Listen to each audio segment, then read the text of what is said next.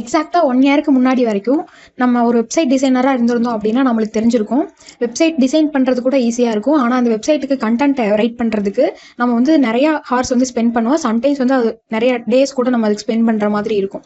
ஆனால் இன்றைக்கி வந்து நம்மகிட்ட ஒரு கேம் சேஞ்சர் இருக்குது, ஏஐ டூல்ஸ். ஸோ இன்றைக்கி வீடியோவில் நம்ம ChatGPT யூஸ் பண்ணி எப்படி நம்ம வெப்சைட்டுக்கு ஜஸ்ட் அ மினிட்ல ஃபுல் கண்டென்ட்டையும் ரைட் பண்ணலாம் அப்படிங்கிறத நம்ம பார்க்கலாம். ChatGPT ஓப்பன் பண்ணிக்கோங்க. ஓப்பன் பண்ணிவிட்டு நான் இப்போ போட்டிருக்க ப்ராம்ப்ட் மாதிரியே நீங்களும் போட்டுக்கோங்க. இப்போ எந்த பேஜுக்கு நீங்கள் கண்டென்ட் எழுதுறீங்களோ அந்த பேஜை வந்து இதில் போட்டுக்கோங்க. இந்த ப்ராம்ப்டை வந்து நான் உங்களுக்கு டிஸ்கிரிப்ஷன் கொடுக்குறேன், வேணும்னா யூஸ் பண்ணிக்கோங்க.